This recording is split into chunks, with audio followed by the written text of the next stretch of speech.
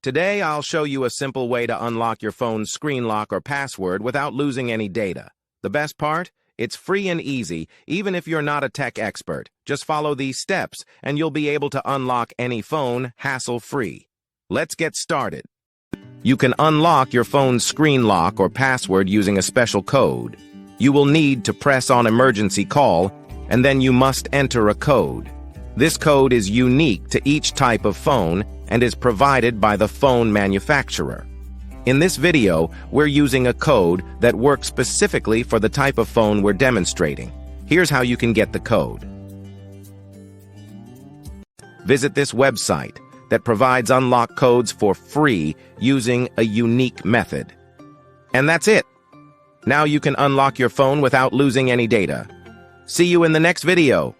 Bye.